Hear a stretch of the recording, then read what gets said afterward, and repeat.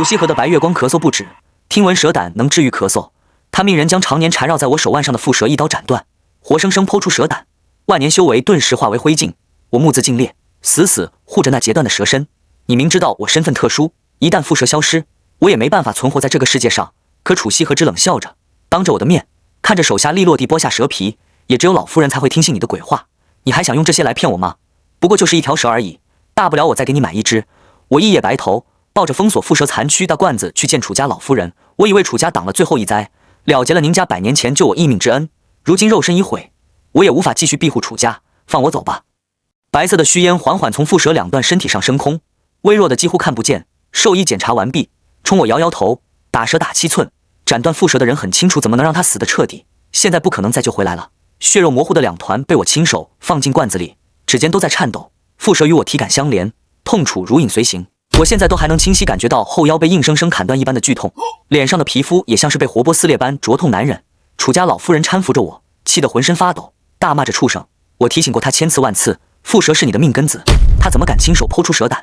我双腿麻木地往前挪动，每一步都像踩在刀尖上。楚西河自然比谁都清楚，我与蝮蛇通感，可他依然当着我的面，眼睁睁看着手下挥刀斩断了蝮蛇。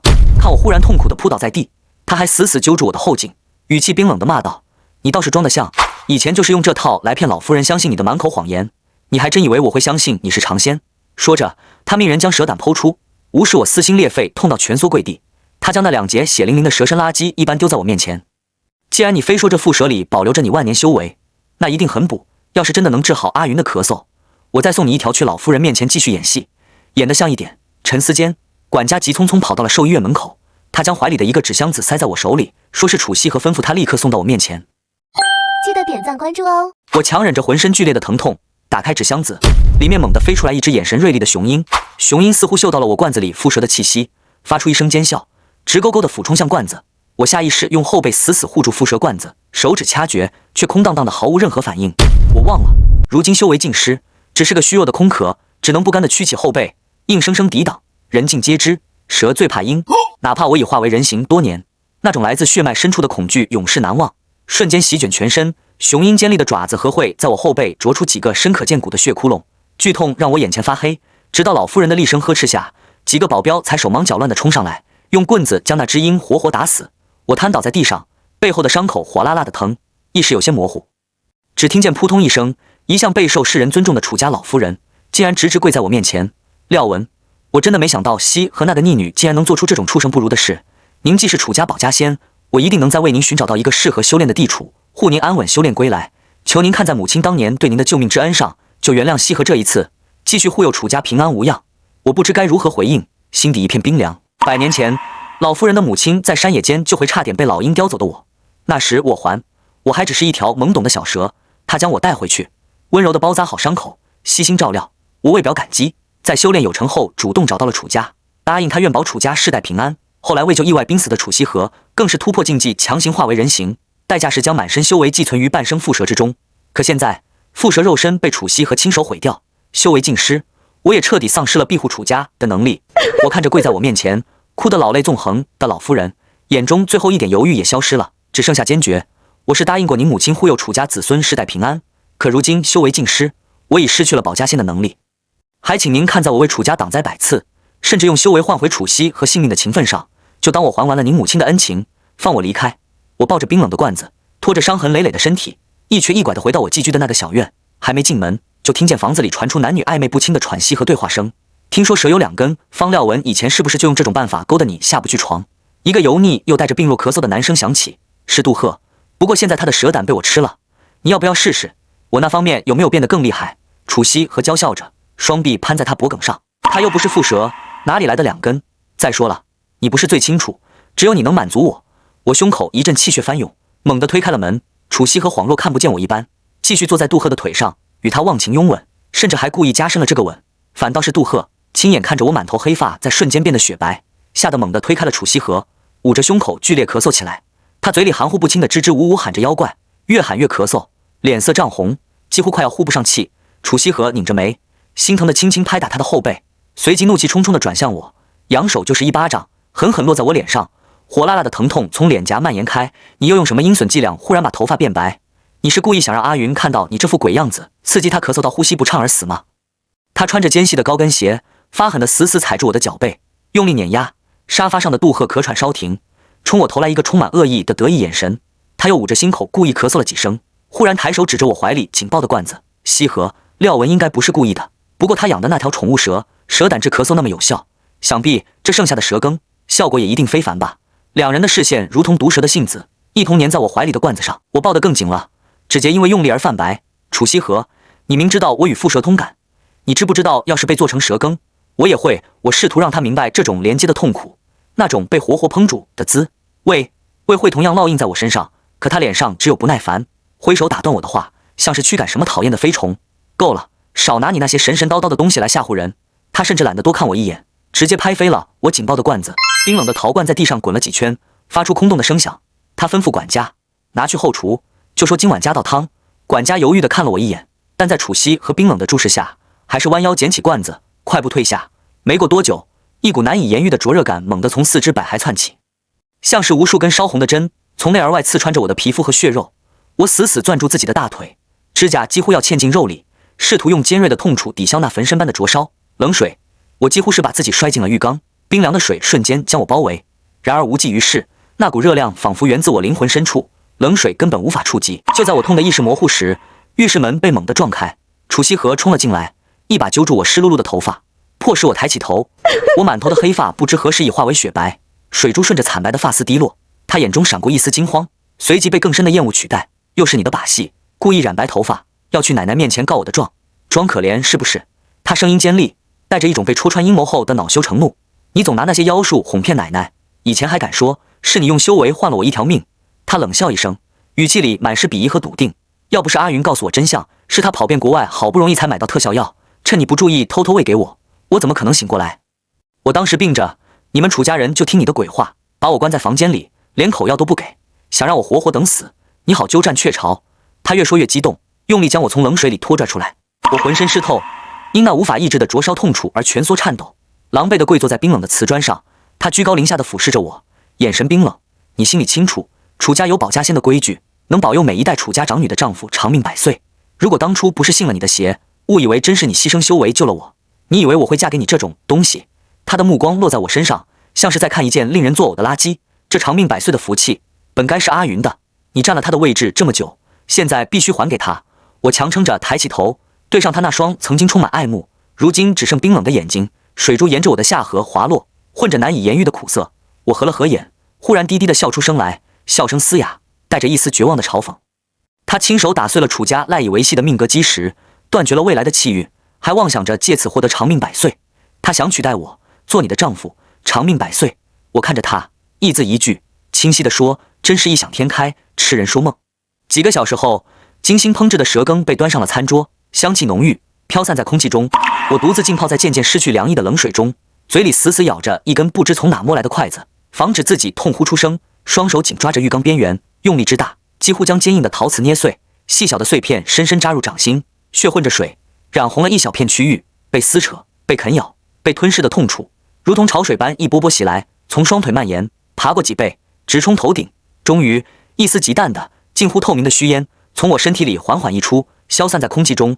那是最后残存的一点力量，彻底离我而去。门外传来楚西和杜赫的说笑声，以及碗筷碰撞的清脆声响。他似乎想起了什么，推门探头进来，看着我痛苦挣扎的模样，脸上没有丝毫同情。方廖文，收起你那套拙劣的演技吧。他皱着眉，语气里满是嫌弃。你不就是嫉妒阿云吗？你抢了他的位置，抢了他本该得到的长命百岁。我不就是拿了你一条破宠物蛇，至于装得跟要死了一样？你这副样子只会让我觉得更加恶心。说完，他砰的一声关上门，回去继续与杜赫分享那碗凝聚了我百年修为和生命精华的蛇羹。我无力地靠在浴缸壁上，盯着天花板。他们头顶肉眼不可见的黑烟正悄然凝聚，越来越浓，那是楚家灾祸将至的预兆。我缓缓闭上了双眼。楚家祖上以捕鱼杀生为业，积累了深重孽债，命脉中本就灾祸不断，是我感念救命之恩，百年来耗费修为替他们挡灾避祸，才勉强维持了这一处看似平静的净土。没了我的庇护，楚家的气运也将走到尽头。回想10多年前，老夫人跪在祠堂的保家仙牌位前，老泪纵横，声声泣血，求我现身救救她那被梦魇缠身、奄奄一息的孙女楚西河。推眼之下，我知楚西河本是幼年夭折的命数，可念及他祖母当年于山野间的搭救之恩，终究不忍。我耗费大量修为，以口渡气，一点点将生机渡给他，强行逆转了他的命数。我无力地靠在浴缸壁上，盯着天花板。他们头顶肉眼不可见的黑烟正悄然凝聚，越来越浓。那是楚家灾祸将至的预兆。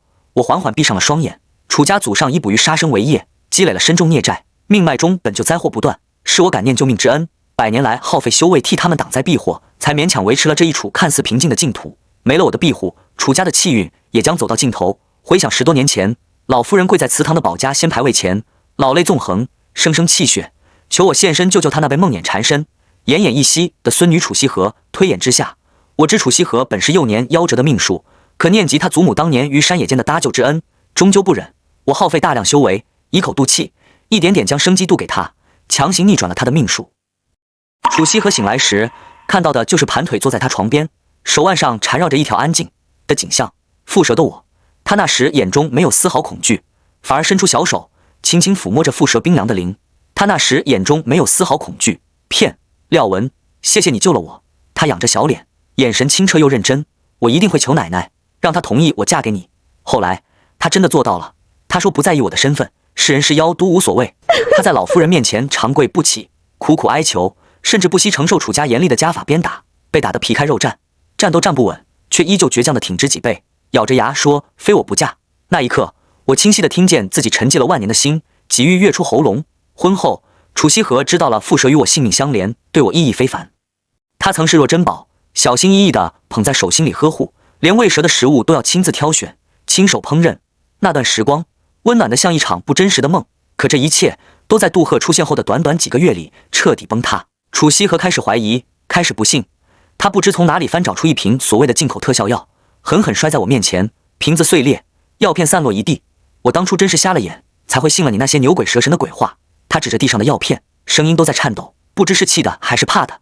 原来一切都是你编造的谎言，是你费尽心机想要入赘我们楚家才设下的阴谋。我是吃了阿云送来的药才醒的，对不对？是你一直在骗我。他状若疯狂，猛地扑过来，一把扯下我手腕上安睡的蝮蛇，狠狠摔在地上。冰冷的地面，坚硬的撞击，他还不解气，抬脚就往蝮蛇身上狠狠踩去，用尖细的鞋跟碾压。噗！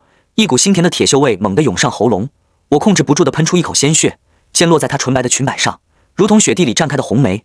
我只能看着她，她手指死死掐住蝮蛇7寸，蛇身在她掌中无力扭动。她将它抵在敞开的窗沿，脸上带着一种快意的残忍。没了这条蛇，我看你还拿什么在奶奶面前搬弄是非？她声音尖利，话音未落，手腕一抖，那小小的身影便坠了下去。几乎是同一瞬间，我听见自己双腿骨头碎裂的脆响，剧痛袭来，眼前一黑。她大概以为这只是摔碎了一个小玩意儿，我却在床上躺了整整半年。半年后，勉强能下地，发色却开始褪淡，显出不属于凡人的异样。管家奉命用染发剂将它们染得乌黑，刚染完，不等冲洗干净，他就粗鲁地将我从浴缸里扯出来，水珠和染料淌了一地。方先生，打扮好了就赶紧动身。管家面无表情，语气却带着毫不掩饰的轻蔑。楚小姐给谢先生添了个新玩意儿，点名让你去伺候。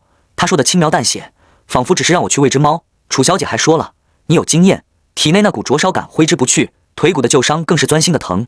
刚挪到房门口，膝盖一软，整个人就跪了下去，脚踝迅速肿胀起来，像揣了个发面馒头，每一步都像是踩在刀尖上。管家嫌我慢，走到楼梯口，他猛地在我背后推了一把，我根本站不稳，一路滚下去，腰狠狠撞在楼梯底的廊柱上才停住，眼前金星乱冒。管家慢悠悠踱下来，居高临下的看着我，方先生，可别怪我心狠。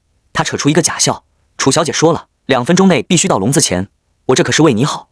为我好，真是体贴。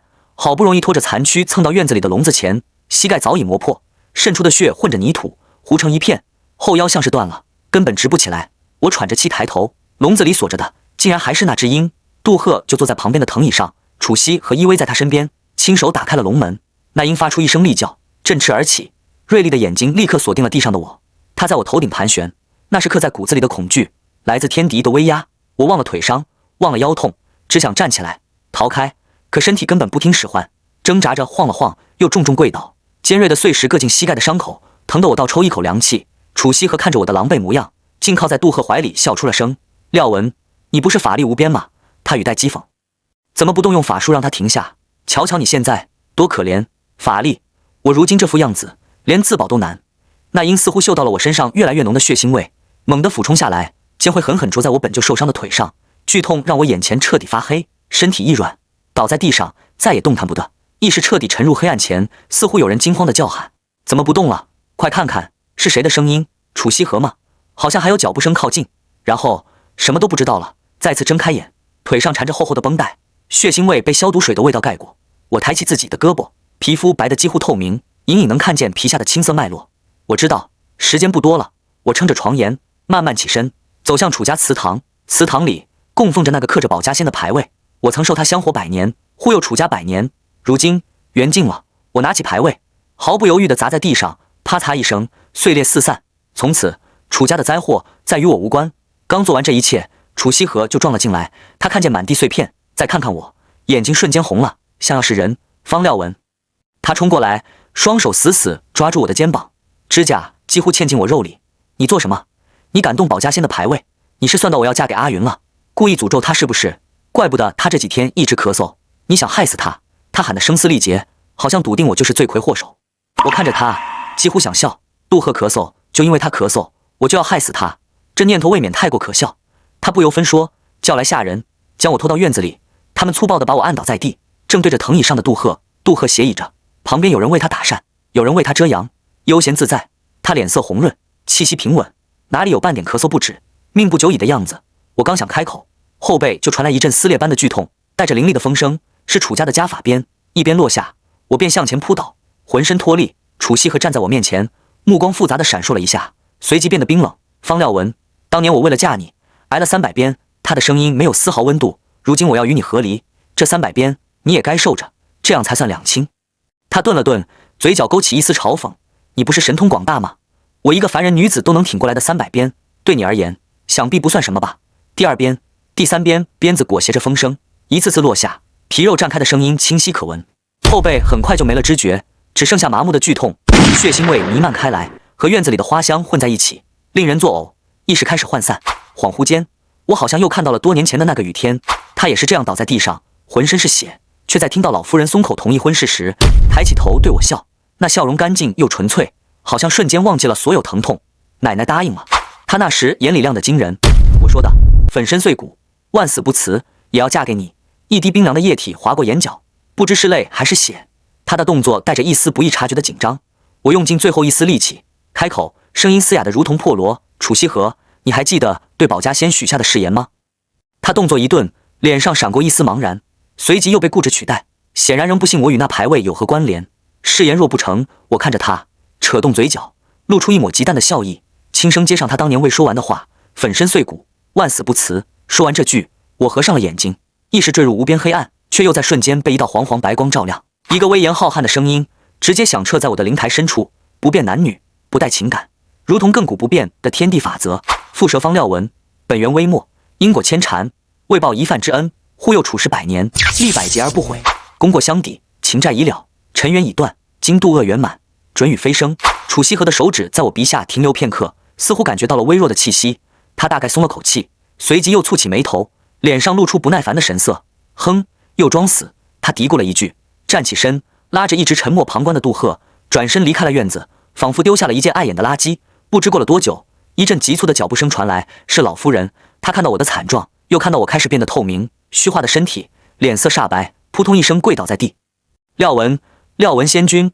他老泪纵横，声音发颤：西和糊涂，是我管教不严，求您看在他祖母当年看在老婆子我。他语无伦次，伸手想碰我，却只穿过一片虚影。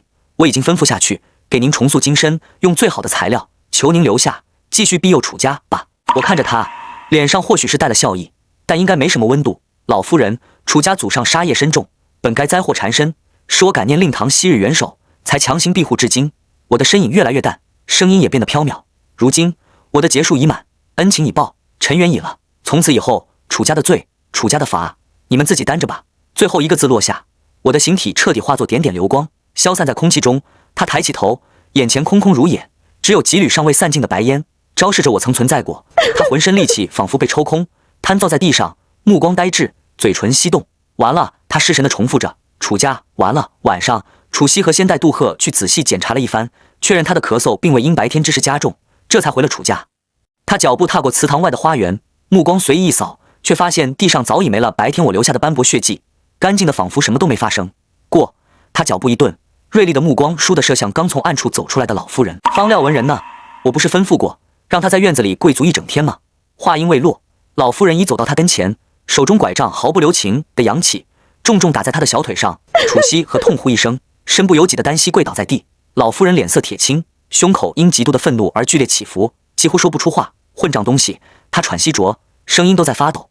我早就跟你说过，方廖文，他就是咱们楚家的保家仙，那条蝮蛇就是他修为的具象化身。蝮蛇被你毁了，保家仙也就留不住了。楚家以后再没人庇佑了。楚西和挨了打，又听了这番话，先是懵了一瞬，随即像是听到了天大的笑话，撑着地面摇摇晃晃站起来，嘴角挂着讥讽：“奶奶，您清醒一点，别又被方廖文那个乡巴佬给骗了。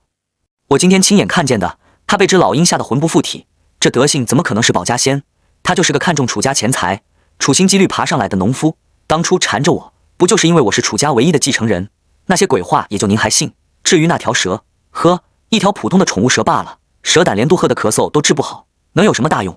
老夫人气得浑身发颤，抡圆了胳膊，狠狠一巴掌甩在他脸上，清脆响亮，拐杖再次重重捶地，发出沉闷的响声。你难道就没察觉，自从那蝮蛇出了事，廖文的身体就每况愈下吗？你命人往那蛇身上多划了一刀，就等于在他心口捅上一刀。你怎么能对当初哭着喊着求来的丈夫下这种毒手？楚西和脸颊火辣辣的疼，脑子却嗡的一声。他眼前骤然闪过剖蛇胆那天，我毫无预兆倒地，身体瘫软如泥，双腿被人像拖死狗一样随意拽动的情景。当时地上那条被开膛破肚的蝮蛇，似乎也是那般了无生机的模样。他脸上血色褪尽，难以置信的后退一步，喃喃自语：“廖文，他最怕疼了。如果那蛇真的和他，那我……”他猛地抓住老夫人的胳膊，眼神惊惶失措。这到底是怎么回事？您快告诉我，楚家的保家仙怎么会变成方廖文，成了我的丈夫？老夫人刚要开口解释这百年纠葛，头顶的天空却骤然黑云翻滚，沉闷的雷声由远及近，轰隆作响，一场暴雨眼看就要倾盆而下。老夫人布满皱纹的脸绝望地扬起，望着不祥的天色。你想知道真相？她声音苍凉。好啊，那你现在就滚去祠堂跪着，睁大你的眼睛，好好看看，今晚这场天降的劫难，还有没有人肯出来护着你楚家？当晚，窗外电闪雷鸣，狂风呼啸。祠堂内，楚西和跪在冰冷的地面上，双手颤抖着，试图拼凑地上那摔得四分五裂的保家仙牌位碎片。他指尖沾满了灰尘和细小的木屑，好不容易才勉强辨认出保家仙三个模糊的字迹。刚把这几个碎片在供桌上摆好，一道刺目的闪电撕裂夜空，紧接着一声震耳欲聋的巨响，天雷竟直直劈中了楚家祠堂的屋顶，瓦片碎裂，木屑纷飞，刚刚摆好的牌位碎片被震得再次散落一地。楚西和吓得发出一声短促的尖叫，身体不受控制地向后瘫倒，眼睁睁看着那道雷击的落点离自己不过一步之遥。地面焦黑一片，巨大的恐惧攫住了他，他连滚爬爬地冲出祠堂，不顾瓢泼大雨，疯了一样跑到几公里外的垃圾焚烧厂，徒手在散发着恶臭的垃圾堆里翻找，想要找到那条蝮蛇的尸体。可他把整个厂区几乎都翻遍了，双手被划得鲜血淋漓，指甲缝里塞满了污垢，却连一片蛇鳞都没找到。得到的答案却惊人的一致，在那场残酷的鞭笞之后，我就在祠堂的院子里，在所有人的注视下凭空消失了，再无踪迹。楚西和失魂落魄地回到祠堂，怀里紧紧抱着那个被他亲手摔碎又从垃圾场捡回来的陶罐，罐壁上似乎还残留着一丝若有若无的腥气。他抬起头，看着祠堂屋檐被雷劈出的巨大豁口，黑烟正丝丝缕缕地冒着。他摊开自己的双手，看着上面翻找垃圾留下的伤口和污渍，声音低得像文瑞：“不可能，这怎么可能？难道方廖文说的都是真的？我真的亲手毁了楚家的气运。”第二天，杜赫来到楚家时，看到的便是这样一幅景象。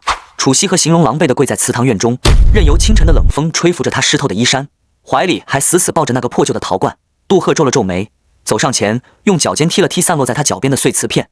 西河，不就是一条宠物蛇吗？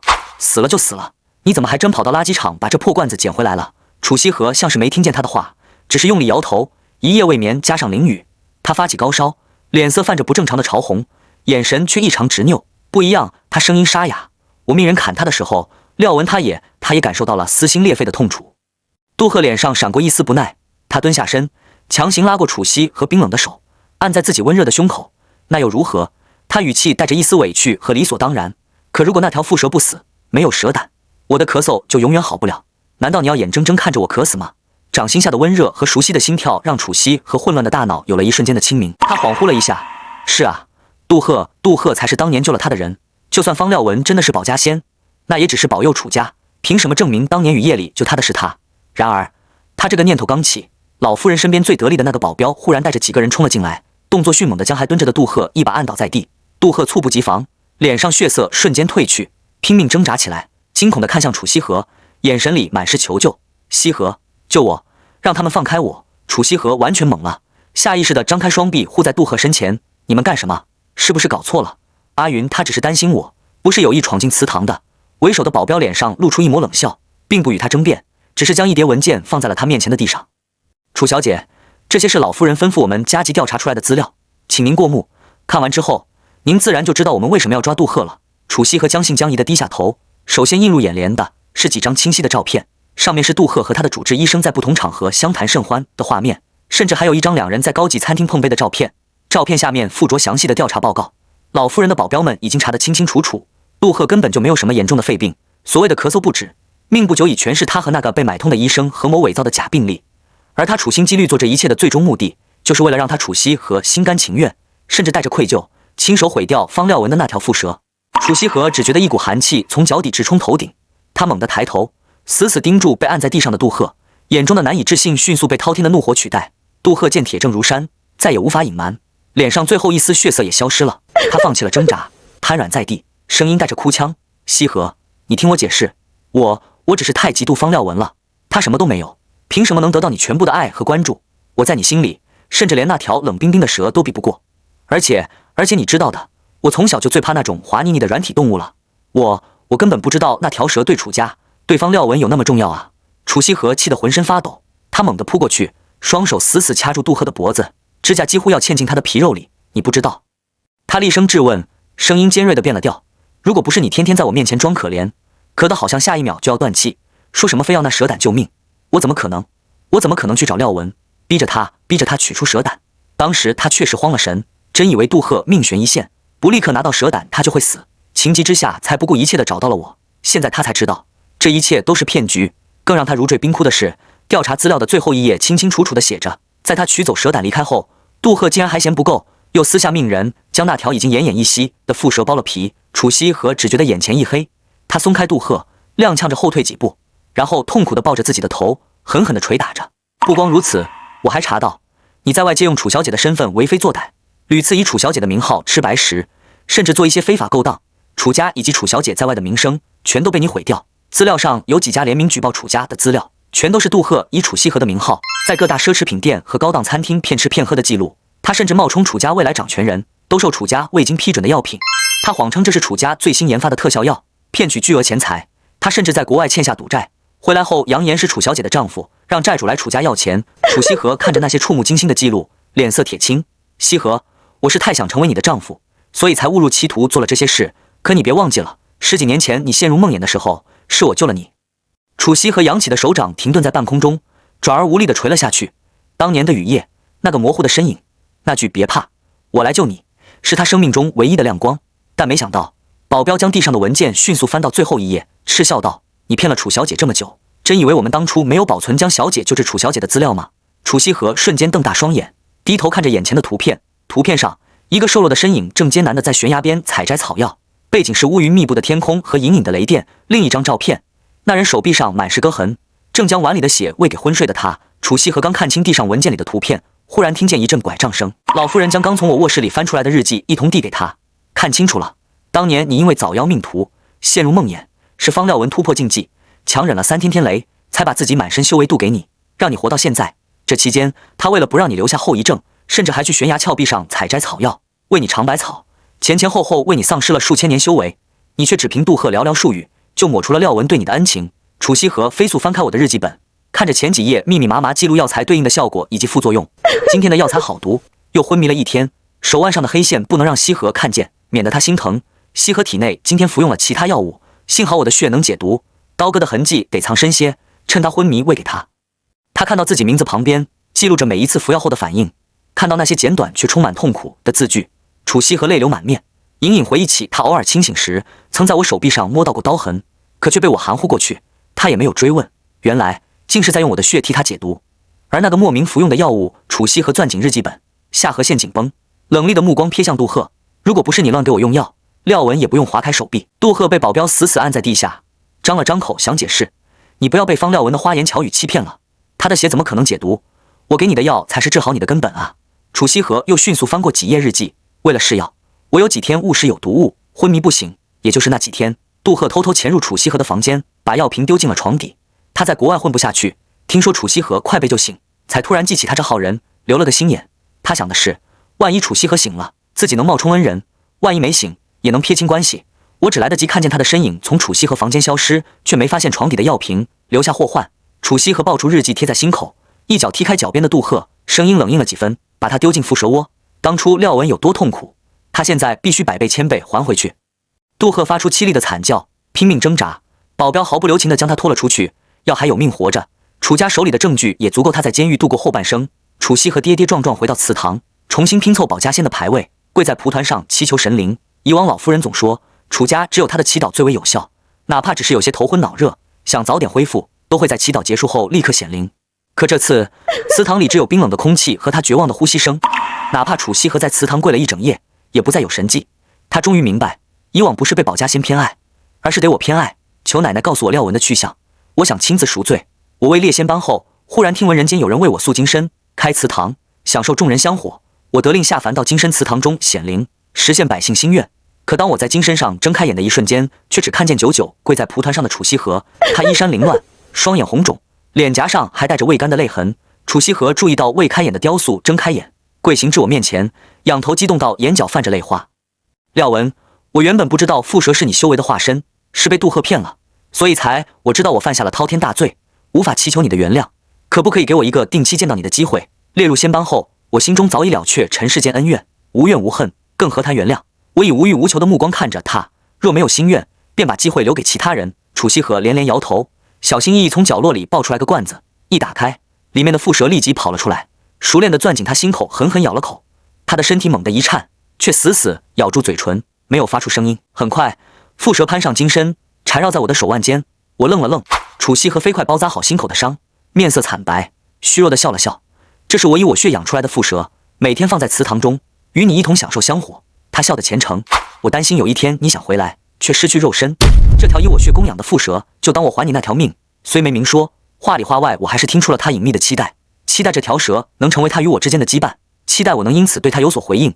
我弹走了手腕的蝮蛇，它应声飞出，落回罐子中。楚西河，当年因为你，我放弃飞升留在你身边，可现在我已然没有了牵绊，不可能再重回人间。无爱无悔，神爱世人，可神不会再留恋于一人。我挥手命他离开，替虔诚的百姓实现愿望，离开了金身。